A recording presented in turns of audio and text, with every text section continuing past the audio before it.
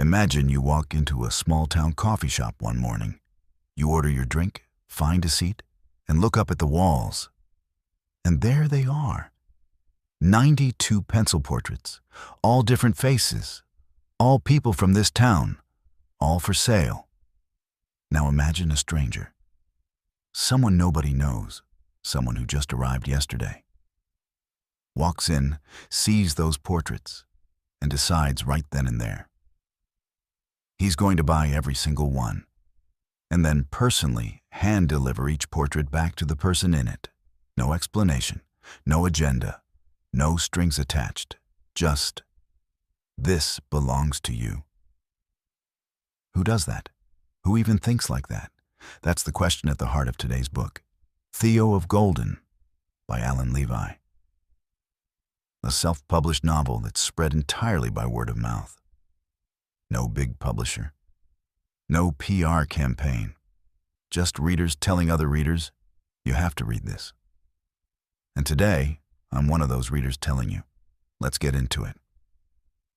The story opens in the small southern city of Golden, Georgia. It's just before Easter. Spring is arriving, and so is Theo. We don't know much about him at first. He's elderly, Portuguese. He walks slowly, but not because he's weak, because he actually looks at things. The architecture, the trees, the way light moves across the street in the early morning. He has a thing about rivers. Wherever he's lived in his life, and he's lived in many places, he's always chosen a home near water. The Douro in Portugal, the Seine in Paris, the Hudson in New York, and now the Oxbow River in Golden. He rents a third-floor apartment overlooking the water. He tells almost no one his last name. He asks a lot of questions, but answers very few. And on his very first full day in Golden, he walks into a coffee shop called The Chalice. That's where everything begins. The walls are covered in pencil portraits, 92 of them, drawn by a local artist named Asher Glisson. Each one is a face, a real person from this town, and they're for sale at surprisingly low prices. Theo stands there for a long time, looking.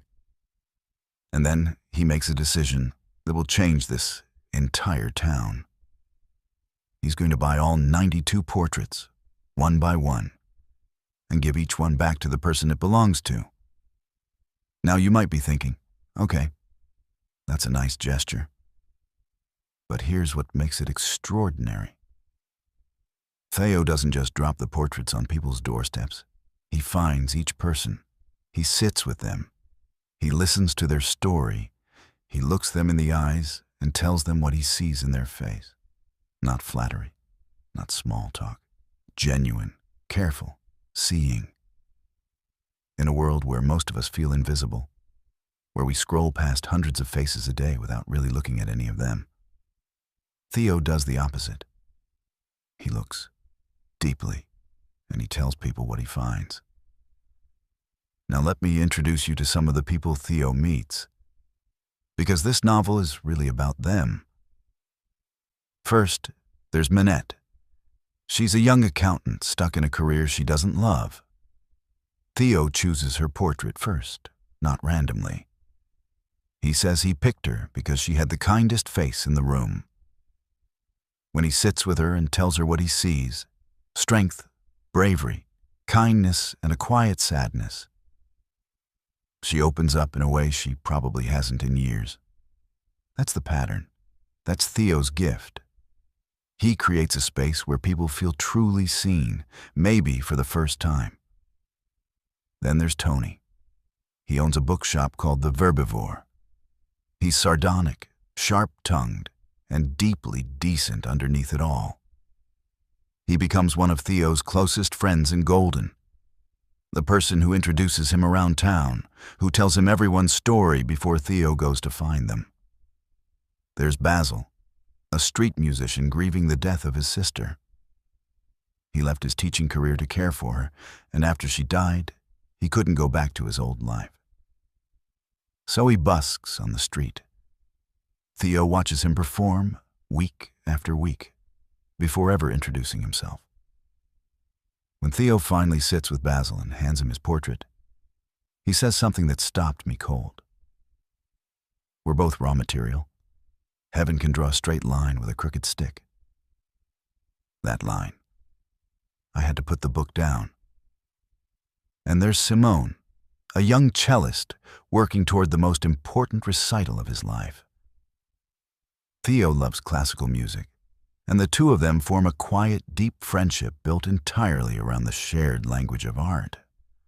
What's remarkable is that every single one of these people is carrying something. Grief, regret, a dream they gave up, a wound that never fully healed. And Theo doesn't try to fix any of it. He doesn't offer advice or solutions. He just sits and listens and sees. But here's the thing the novel keeps asking, quietly, in the background. Who is this man, really? Theo pays in cash. He deposits $100,000 into an account to fund his portrait project. He clearly has resources that don't match his humble, anonymous lifestyle. He doesn't talk about his past. He deflects personal questions with warmth and humor. He's not hiding something dark. He's just protecting something private. And the town lets him. They accept him on what one character calls his fruits. Not on his resume or his backstory, but on what they can actually see him doing. That's a beautiful idea, isn't it? Judging someone not by where they came from, but by what they bring to the people around them. But then the novel takes a turn. One night in January, Theo witnesses an attack near the town fountain. A woman named Ellen, someone he cares about, someone on the margins of Golden's community, is being assaulted. Theo is watching from his third-floor balcony. He leans over the railing, and he loses his balance. He falls. And in the aftermath, the police investigation reveals who Theo actually was. His full name, Gemez Theophilus Zilavez, known worldwide simply as Zila, one of the most celebrated Portuguese-American artists of the 20th century. His works hang in major museums around the world. For decades after his wife and daughter died in 1987, he disappeared from public life entirely. And he ended up here, in Golden, Georgia, buying pencil portraits and sitting on park benches with strangers. And the final revelation goes even deeper. Asher, the artist whose portrait started everything, was Theo's son. Decades earlier, Theo and Asher's mother had fallen in love while studying art in Madrid.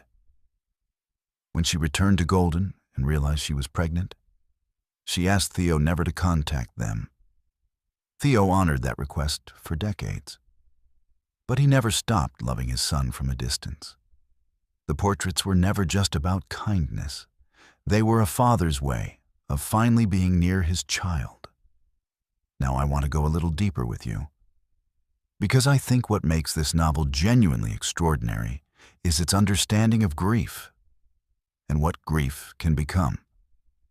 Think about Theo's psychology for a moment. He lost his wife and daughter in 1987. For years after, he was consumed by it. He wandered. He isolated himself. His grief calcified into identity. He became, above everything else, the man who lost his family. Then one evening in France, standing by a river, watching a murmuration of birds wheel across the sky, something shifted. He didn't stop grieving, but he found something to do with it. Here's what's psychologically fascinating about Theo's approach. He operates completely anonymously. He doesn't tell the people he helps that he's a world-famous artist. He doesn't share his loss. He doesn't position himself as a wise teacher or moral authority. He simply shows up, listens, and leaves people with a portrait that says, "Your face was worth drawing. You were worth seeing." One literary analysis put it this way, and I think this is exactly right. Theo's giving is not a savior mentality. It's a humble witness. He's not rescuing people. He's reflecting back their own dignity. And that is a completely different thing. You see, when someone rescues you, the power stays with the rescuer.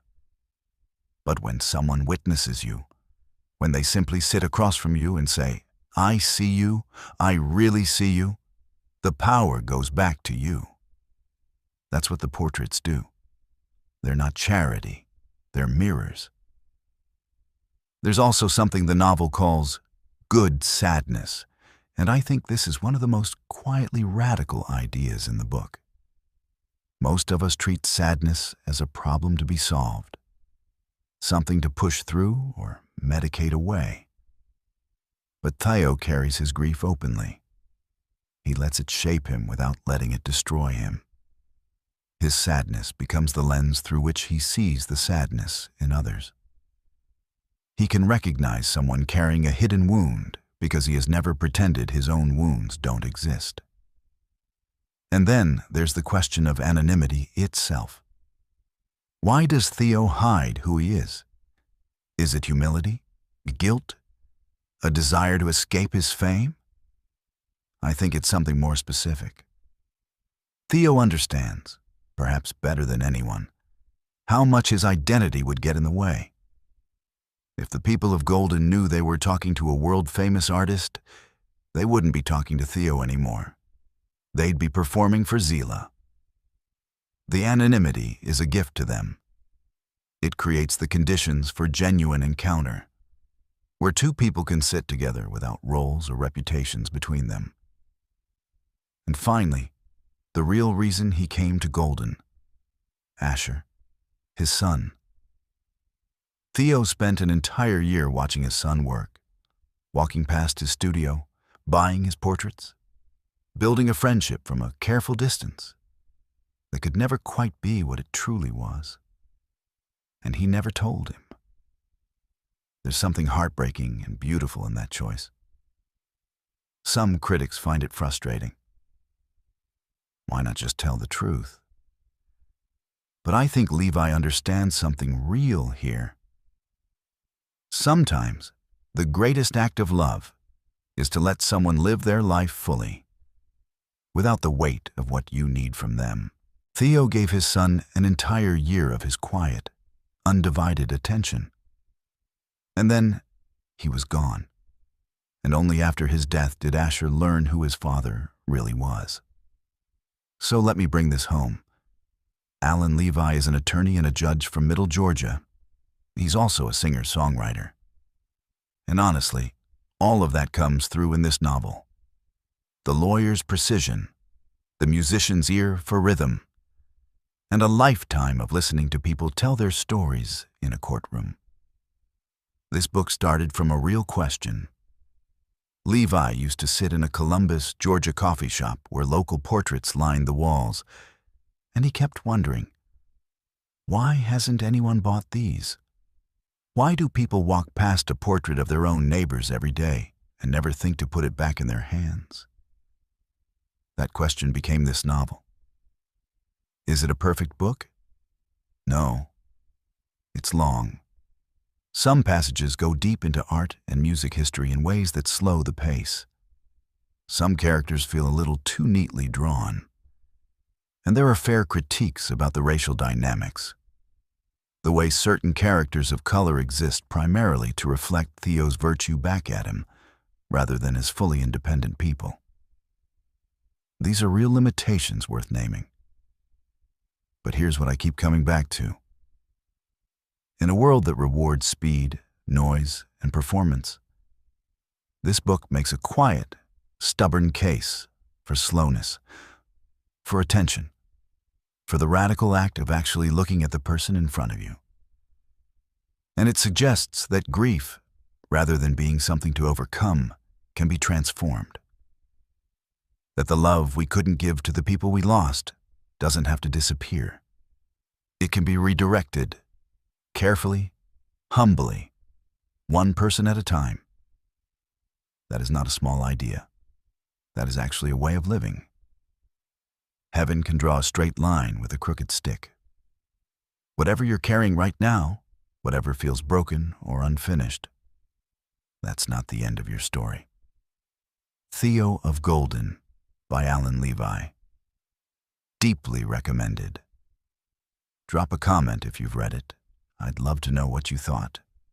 And subscribe for a new book every week. I'll see you next time.